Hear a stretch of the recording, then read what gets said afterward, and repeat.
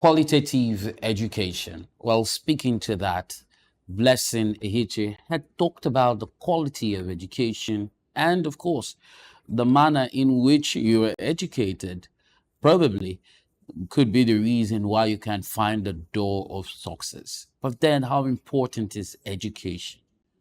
Some school of thought believe that education is very important, while some others are of the opinion that you can actually find your way in life without being educated, well, when you talk about the Western form of education, which is a proper school system and all that. Today on the program, we'll be speaking with a school teacher who's going to be joining us all the way from Cairo. He's currently in the final race for the $1 million Global Teacher Prize.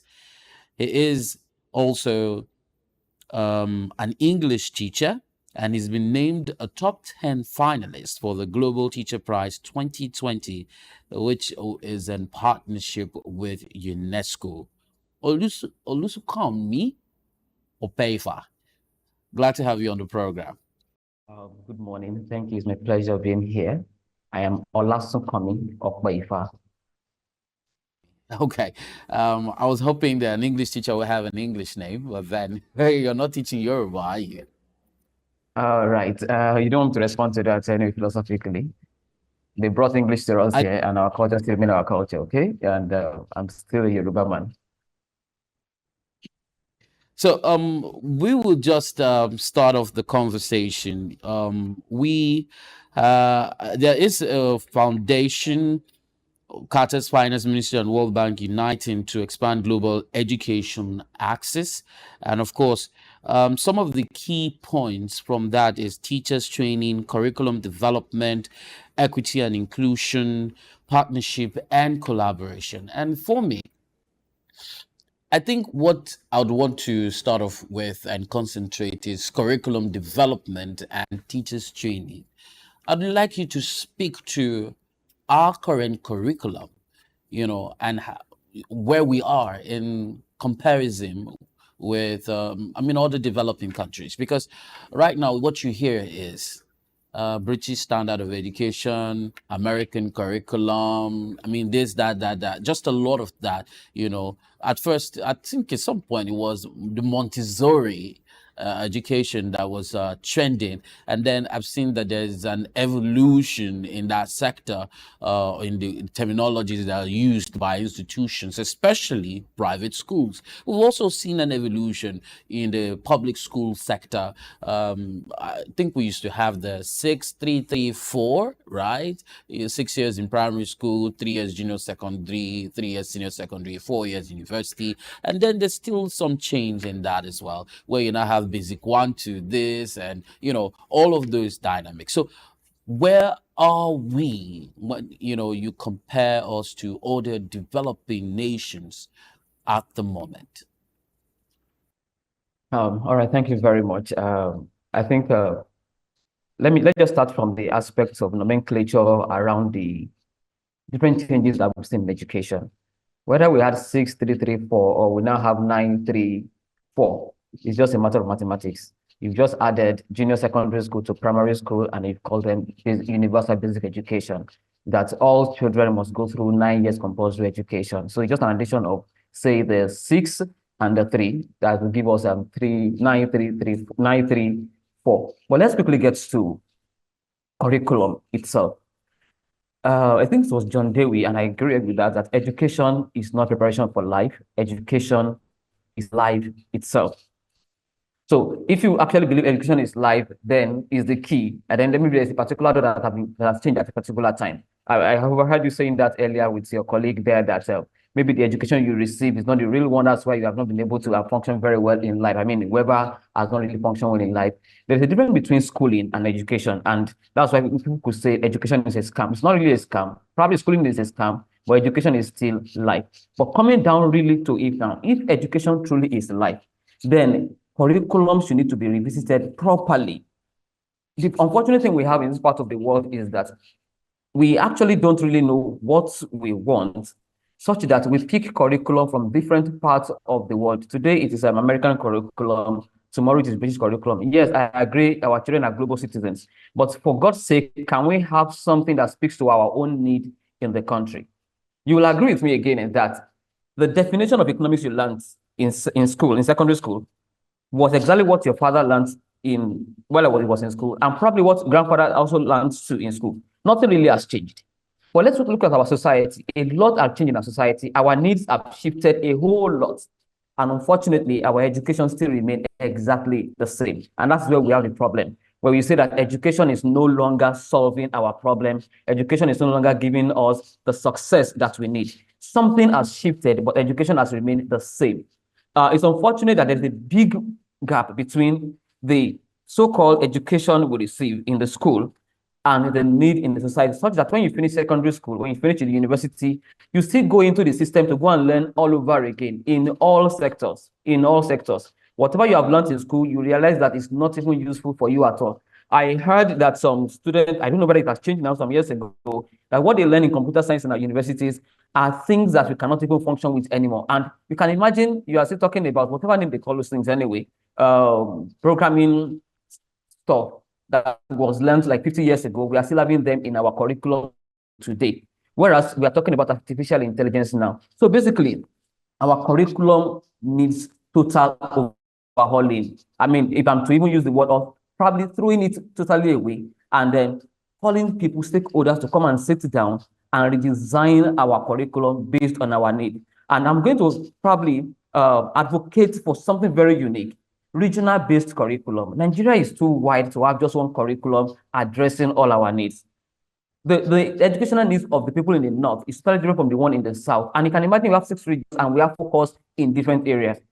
I know a community in Port Harcourt where it's generally, I think generally in Port Harcourt, where majority of the students there want to be science students, compared to what it is probably in the south, where you have majority of the students going to the commercial class, and probably in the north, where we have some of them trying to be more of art students, even in my own school in community government secondary school, Karu, where you have more of art students in the school than the science and the commercial. So we need to look at the curriculum that can address different needs in our own, in the various regions that we have. So until we do that, until we focus really on the curriculum, revisiting curriculum, revamping, renewing the curriculum that will address the need, then our education remains not the true channel to success. Our education should remain what they call scam till today.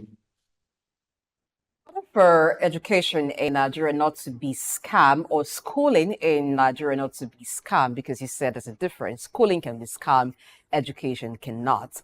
So in changing the curriculum or ensuring that the curriculum is a reflection of the needs of society, there's going to be some cost to it. Are we ready for that? We already know that education is expensive in Nigeria. So if that change in curriculum is to happen, what would be the process? Can the cost be borne at this point in time? Well, a lot of things are happening, and then we need to realize that we need to just put priority where it should be.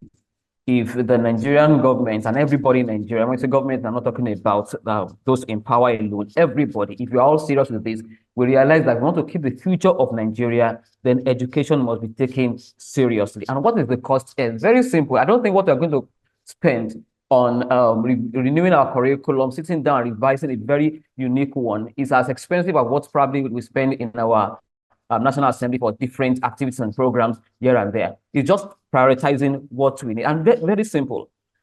A country like this needs what we call a national goal. I'm not talking about what we have as an egalitarian society, blah, blah, blah, all those ones. No, something very specific, as we know it in business, smart, something very specific, something measurable, something accurate, something that is realistic and then time bound. We need to first of all define where do we want to be in the next 20 years. And what kind of education can we offer now that can give us what we want to achieve in the next 20 years? Very simple. For instance, Nigeria is known for arts and music, entertainment, and the rest. Can we, for God's sake, focus our education on this? This is just being hypothetical anyway. And then we say that in the next 20 years, we want to produce nothing less than so form of entertainers in Nigeria. And then we go back to the drawing board. What type of physics do you want to teach our students? What type of chemistry do you want to teach our students? What type of English language do you want to teach our students? What type of business studies? And all the subjects together now, we define it and break it. How many years do we have in our schools? We have about 16 years in school, at least 16 years. 6 years in primary school. Let's say for the secondary school generally, we have another 6 years. And for the university, we have 4 years. Now, can we break it down to 16 years? In the next 20 years, we have 16 years of education and probably 4 years of internship or probably practicing this. Can we design something that can focus on this? So it starts with having what we call a national goal. But unfortunately, I think this is just like what we have been saying every year. You've heard several speakers, reformers talking about it, that can we have a goal that our education is working towards? Nigerian education is the type that we have now, as it's working towards almost nothing. We don't even know whether we want to be producing engineers, we want to be producing medical doctors, we want to focus on science or art or commercial. We don't really have a particular goal. So it starts from there. Let's have a well-defined goal, and then let's call stakeholders in different aspects of life. Educators, policymakers to come down. Those captains of industries, those in real aspect of in the real sectors to come and tell us, okay, what do you really want? Bring your thoughts, bring your thoughts. How can we now break this time down into the levels of education we have? What type of arithmetic or mathematics do you want to be introducing from primary school and up to secondary school? And you just keep on building on that one where we have a unique thought and something driven towards a particular goal. So basically, it starts from what? Having a defined goal and then developing something unique in that direction. And whatever it will cost us, I think we should be able to afford it, because that is the future of this country if we truly want something meaningful for this country. Well, for me, I feel lofty ideas, great concept, great. I can't help but buttress how what you have said just sounds very good to the ear. But then the drivers of this process are the teachers. And so the issue of training comes into bear, because for me, you want to talk about artificial intelligence for a computer teacher who only knows how to use Microsoft Word, who is not very conversant with the Excel sheet, who doesn't know that it's not only Microsoft that have these applications and that you can even have applications on different platforms. Right. So people are stuck in the past. The teachers who are supposed to be passing the information or the knowledge have not developed themselves. And so what do they now get to teach the pupils? So once you're talking about curriculum development or improvement, how about teachers training and improvement? How many persons even want to go into the teaching profession? How many persons are interested in being it? Yes, you are. You've been there for years. I'm not sure that there's something now about on any other 9 to 5 that might interest you, Paifa, because I've looked at some of I've looked at your bio. You've been receiving awards for years now, and then feels like this is what you want to do. But how many persons are like you out there who are committed to self-development in order to build the next generation, to give them the knowledge that they desire to succeed in a continually changing society and, I mean, an environment we find ourselves? Well, it's an unfortunate thing that teaching as a profession is what it is now. And interestingly, it's a personal vision, or let me say calling for me, to make sure that every teacher I meet gets better. And personally, my own personal goal to reach nothing like 10,000 teachers in the next 10 years, or that started last year anyway, to become outstanding, and they can stand shoulder to shoulder with any professional anywhere there. But what is the solution? You just said it now. Continuous professional development. And this is in two ways. Teachers taking ownership of their own life. Now, I have found myself in this field. Of course, I chose to be a teacher anyway, but some people actually found themselves in this field. I think it is just high time for them to just own it and say, this is where I am for the meantime, and I just need to develop myself and get the best here. And all these motivational speakers once said that an average life is a decorated failure. Be the best. So you are in the teaching profession, just choose to be the best in it. Go for anything that can develop you as a teacher. However, let's talk about continuous professional development for teachers. I said it's in two ways: teachers' responsibility and their employers, the government too. We cannot just leave teaching like that. Now, look at it now. For you to be in the Faculty of Education, most of the time, go and check now, about 80 to 90% of those students currently in any Faculty of Education now probably did not choose education when they were writing their UTME. Now, if that's the reality, now you have pushed them into the faculty. what are the instruments? What are the things you are putting in place to make them see themselves as not like is it second class citizen or a third class citizen now, or someone that just okay, just dump you here and then whatever you can do with your life, just do. No, we can't just drop. If you are really serious with Nigerian education, now I agree. This guy scored 185, and you feel there's no other faculty in the school that this person can go. It is Faculty of Education. God bless you. You are welcome. Come to our faculty. But the faculties now, the lecturers and the rest, and other members there, what are their responsibilities to make sure that, come guys, you are here now and you are the future of this country. You are the one raising the next leaders. Teachers are basically leaders. So what are they doing? I want to suggest these 3 directions for educators generally, whether in the university, government, and the rest. We call it continuous professional development. But firstly, the teacher you are putting in that faculty needs what we call personal development. It's enough that I did not score enough, and then I tried to get admission to the university, and you dropped me into this faculty. Ordinarily, it has giving us a thought now that there's something wrong with this faculty. It's just like a dumping ground for everybody. So what can we do to raise their psychology that, no, you are not just an ordinary person? So there must be conscious and intentional personal development for teachers in this regard now. So you are here now, we accept you, welcome. Now, what can we do to people? I know you have a school in Port Harcourt, and you say that again now, that pick students from different parts of the suburbs. As soon as they enter into that school, the student will go through about 2 weeks training of development, because they are mixing with children of the high flyers out there. So they need to train them specially. So the same thing too in education here. These students have come into the faculty, they are down, they are not happy. But what are you doing to boost their morale to say, yes, you are the one giving us the future that we need? So that program must just be very conscious. It's not just education psychology, education management, and it starts like that. And the next thing, they go for teaching practice, disgruntled and not happy, and they come into the classroom earning peanut and the rest. No, what are you doing to raise the psychology to show them that yes, you are the future, you are the one that are producing every other person here, and we need you to solve our problems. So personal development must be key and must be very intentional for teachers. And I'm not just saying this alone to those who are bringing them to the faculty or employing them, but teachers too, consciously, you too must also say, this is who I am, and I am accepting my reality now, and I must develop myself to be sound here. I chose to be a teacher, but I never started to be the best. I started developing myself, until tomorrow I will still continue to develop myself. So away from that is what we now call process development. After your personal development now, how do you intend to now go into the classroom? What are your pedagogical skills? What are the things that are internationally acceptable that you can introduce into the classroom? And many of us were taught by teachers that we never liked. And as soon as we enter into the classroom, I believe this philosophy that the first point of contact of a successful man or a man given authority is vengeance. Once you are giving me an authority to be over some students, I will remember the way I was slapped by that teacher in the classroom. I will remember the way I was flogged. And I feel this is an opportunity. So we need to train our teachers on process development. How do they now enter the classroom as real professionals? Not those ones that are talking in the school and then they were selling granules and they were selling at the same time. I can see them in the classroom. They are busy selling vegetables in those days in schools. No, we just need to refine them and let them know that the process of education is just not ordinary.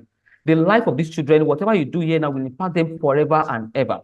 And then you need to be very conscious. And then we now need to go into what called product development. These teachers have come to teach and they have accepted it now. What are they bringing out of the classroom for us? So all these development must be consciously put into place. The personal development of teachers must be there. The process development must be there. And the product, which is that the full professional development. And if you don't mind, there are platforms that teachers can go. While we are waiting for the government, I actually don't believe in waiting before you do what you are supposed to do. While you are waiting for government, your school owner to develop you, there are a lot of sites you can go to as a teacher, and you can earn certificates, not just certificates, pragmatic courses that can make you to become a different person in the classroom.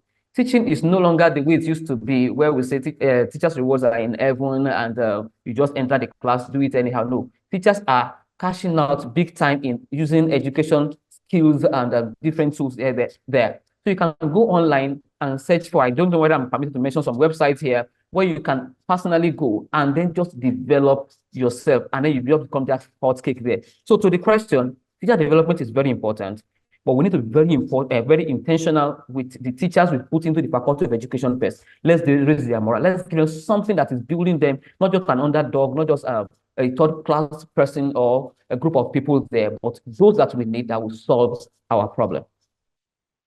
All right, so I like where you stopped or where you left it off. Let's pick it up from there.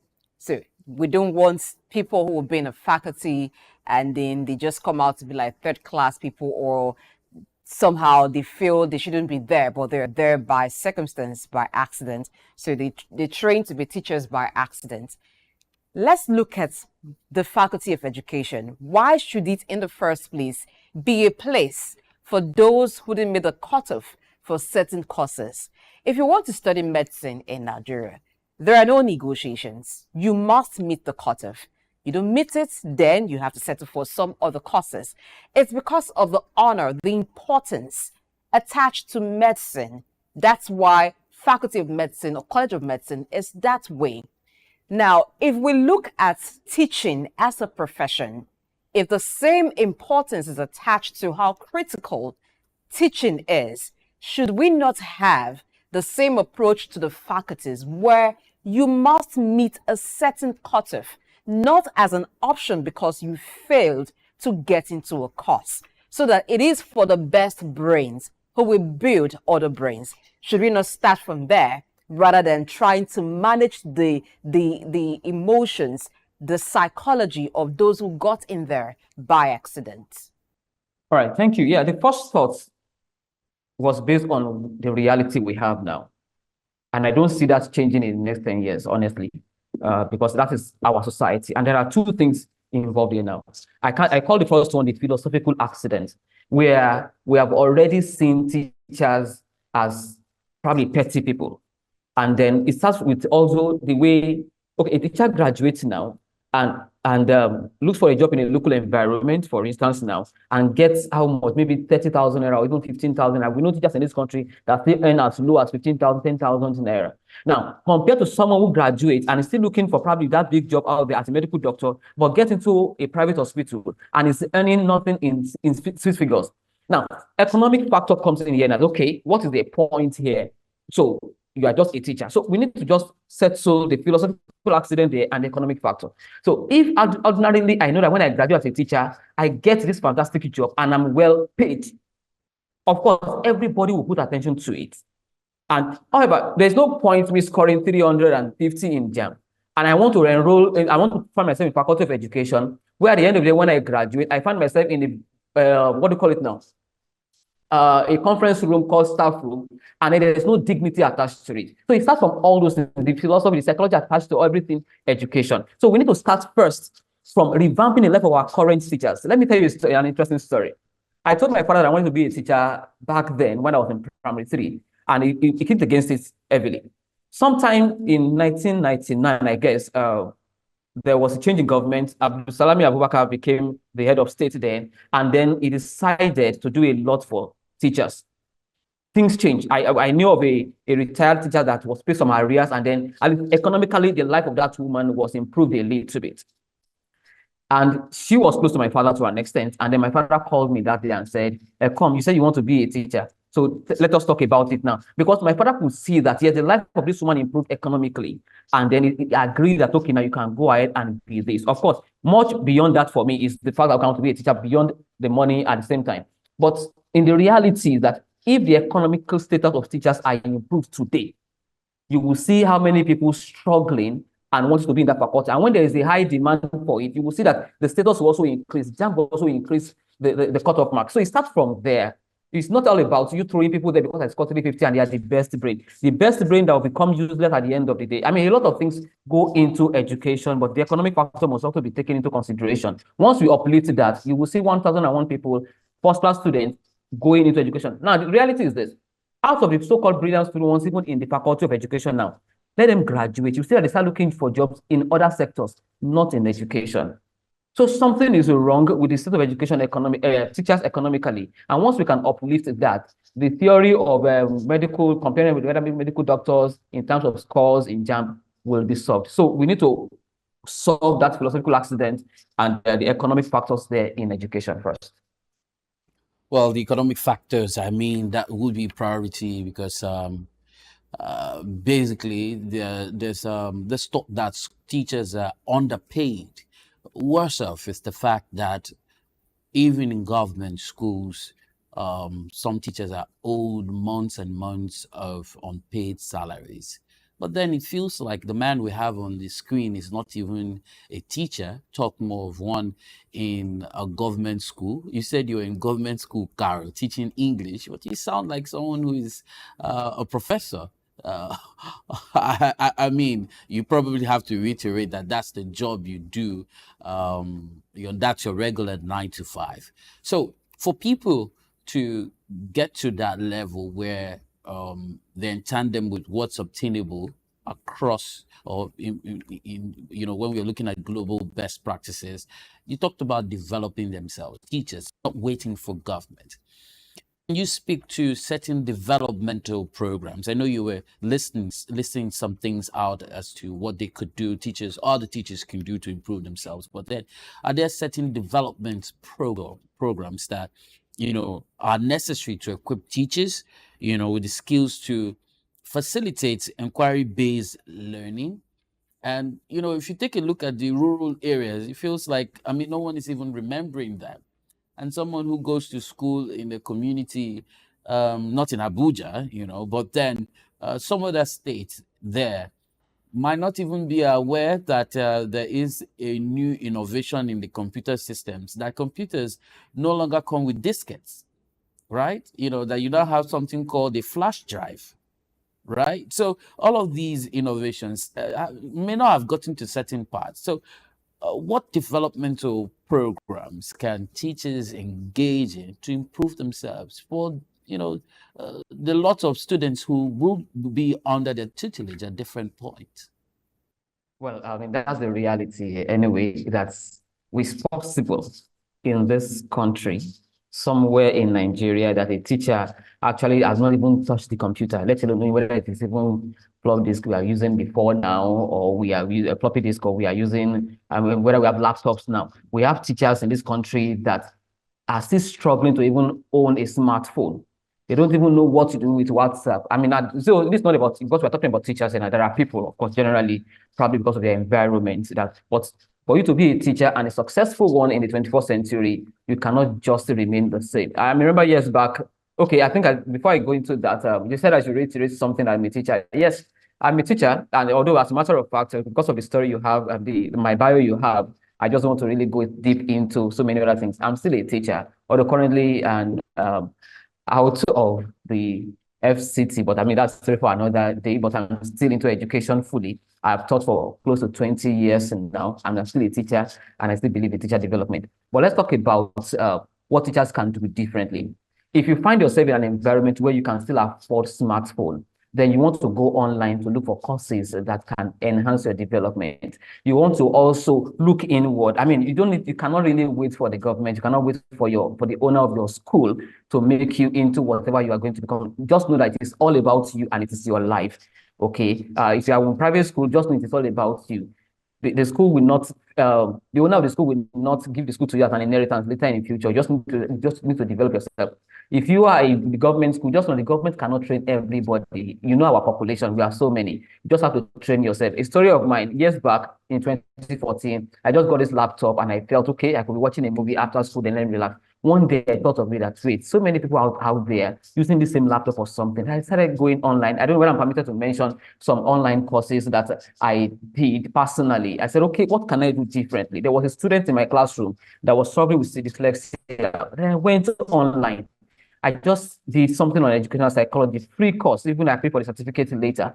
I got that, I understood his problem. I solved that, and the parents took me in that, okay, come and be teaching our child all the time. And that was the beginning of it for me. I said, okay, if I could go online to develop myself, and I saw a need in my classroom and I solved it, I think I could solve more problems. And that's how it continued for me. And today now, I think I am one of those who can say, okay, teachers come, we can train you, we can mentor you to become who you are. So you can equally develop yourself like this. But there is an unfortunate situation that I just don't know how to address currently, where we have teachers in rural areas and they do not have access to internet, they do not have access to the computers, they do not have access to modern development in education. There is nothing actually they can do, but they don't even know. It is what you know that when you know your problem, you're able to solve it. They don't even know it's a problem. They still believe going to the classroom and then still rule the board, the blackboard there. The development is very low. So it's at this point we want to call the government to be very intentional that please, can you go into the rural area and give them a little opportunity, just a little opportunity. You can create a community hub where internet is made available for all the teachers, and then they could go there and prepare their lesson notes and lesson plan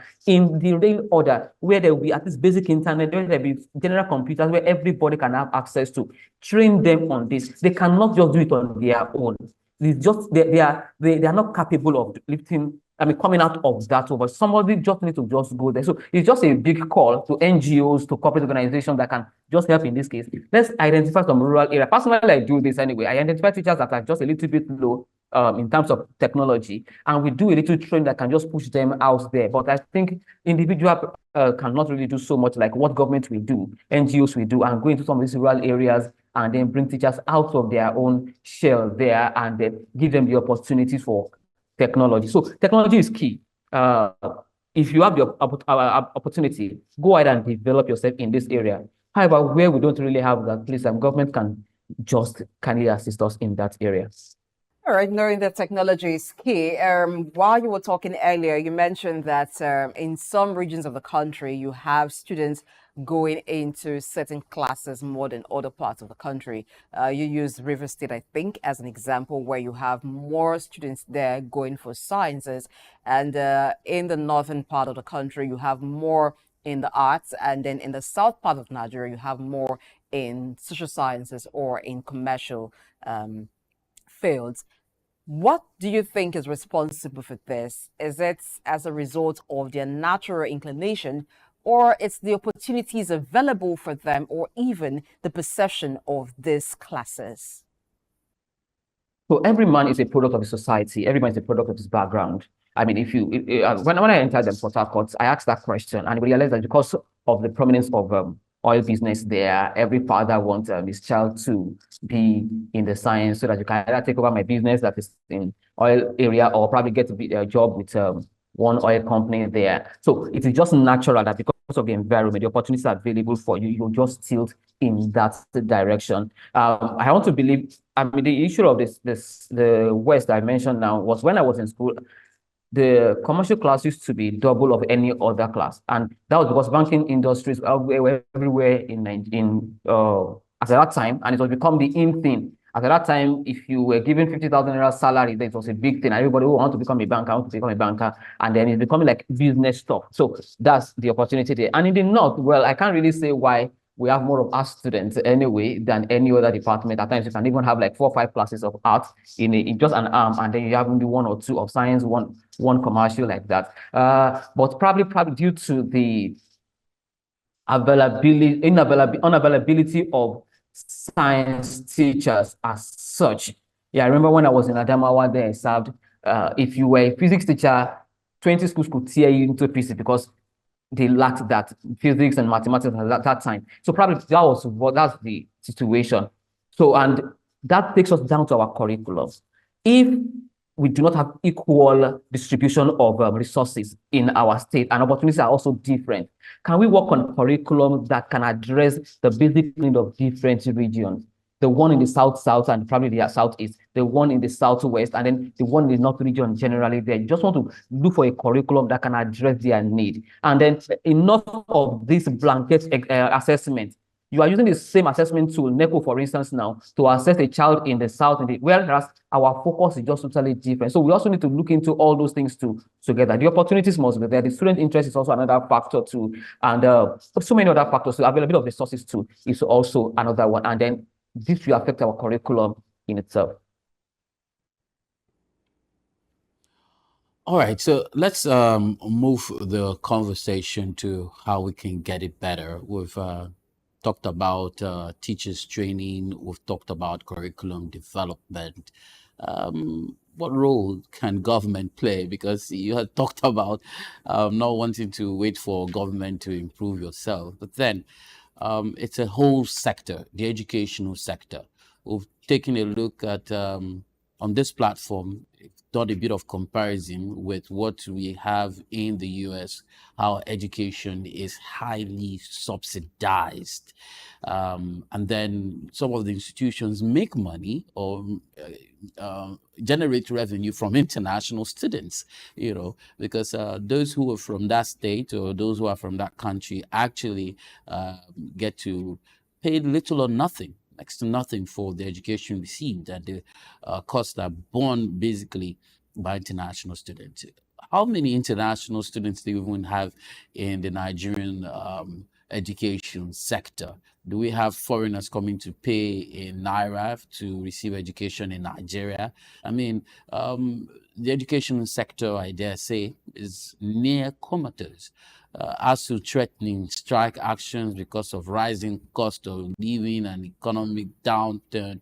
So what is the role of government? I mean, it just feels like the budgetary allocations for the education sector is nothing to write home about. Well, many of us are who we are today just because we just have said, I don't want to use that language, but just want to jettison the government. We don't want to put focus on them because I must tell you, you need to just take your life in your hands in this country. If you are waiting for the government, I bet it, you hardly get anything done. So let's look at the budget now. I think there is a recommendation from the United Nations or something that there should be a certain percentage of allocation. Now, have we ever even covered up to 50% of that recommendation? No, check back. I was trying to search online quickly to see whether I could see a quick figure, but I don't think we have gone beyond up to 10% in our allocation for education. Now, we are not yet intentional about education in this country. That's the reality. Look at Finland, for instance. Now, Finland is known to be the number one education in the world for a particular time. I mean, up to now, they're still in the top 5 or top 10 there. But I remember being there some few months ago, and we realized that this is a country that understands the role of education for societal development. Everything around them everybody is so conscious of the fact that I need to educate that child in my classroom. And interestingly, they don't even supervise their teachers. Everybody is just owning this reality that it is my responsibility to produce the next future. They produce the best for the future. However, what we have in our own part of the world is that there's this attitude towards education, and it's just there. The first time I entered the marking center for one of our national examinations to mark, I just graduated, and I said, okay, let me just look for something to do. Let me join. I want to be a teacher, so I need to just go and mark these exams. I mean, I need to realize that I was with my girlfriend, and she was like, wow, is this what you want to become? I mean, you can imagine doing that. Teachers were scattered everywhere in the hall, no sense of organization, no structure, nothing. Later, one man came and addressed them shabbily, and everybody kept on struggling for script here and there. No sense of dignity for education, and that is where it starts from. The government is not yet serious or intentional about education. I don't really want to do so much of calling out or questioning, but year in, year out, we have governments coming in and going out, and there is no single one that has a genuine blueprint for what our education should look like. No wonder you see private schools talking about Cambridge curriculum today, another one speaking about the other curriculums tomorrow. Sometimes a child will enter is it a junior secondary school now at the age of 9, no structure. You can't see that in other countries. So the government first just need to be very intentional.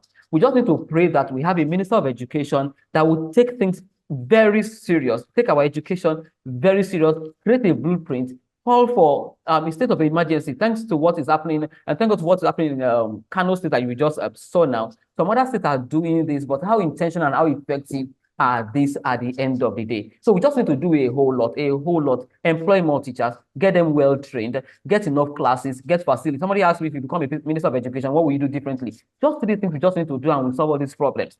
Check the curriculum. I call it FCT anyway, because I'm in FCT. Okay, let me take the F first now. Get enough facilities, modern facilities into our classroom. You cannot be producing students in the 21st century and be using 20th facilities to teach them. You are denying them a whole lot. Remember, they are global citizens and they are going to be competing up there with children of other countries. Then revamp our curriculum. Let's do something different in our curriculum. And then be conscious with teacher training. I must tell you, in Nigeria, anywhere in the world, education rises and falls on the quality of teachers that we have.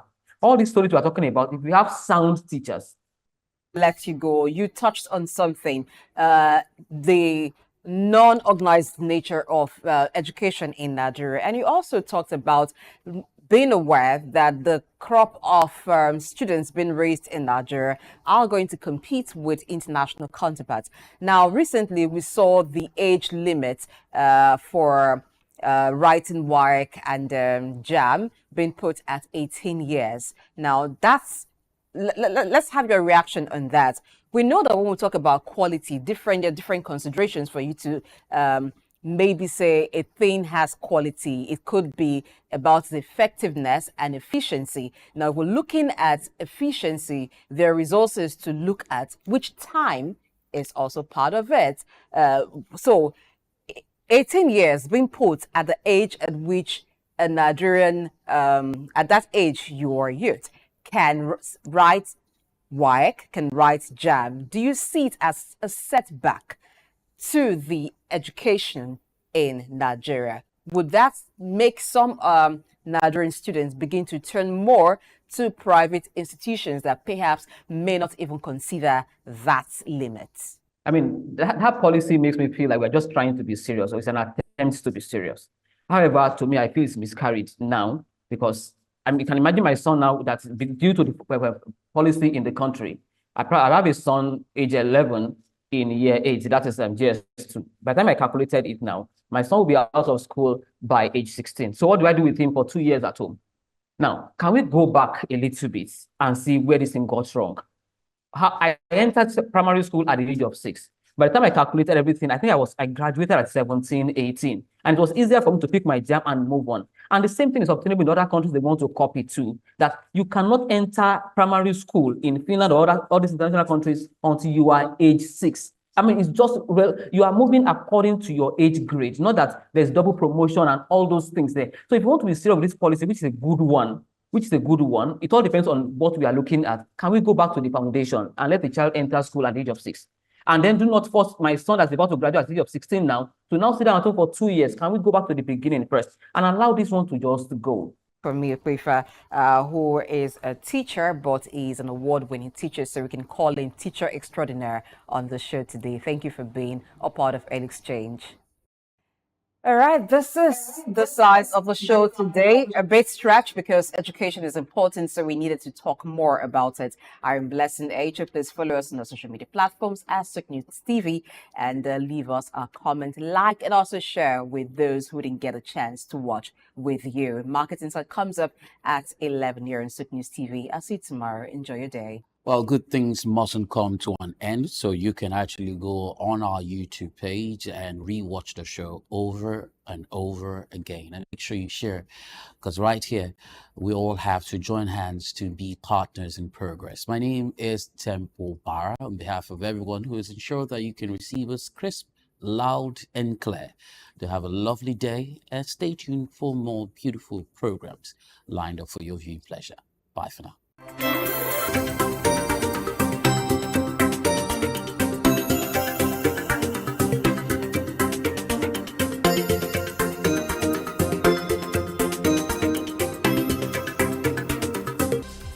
Early Exchange, shaping policy, advancing development.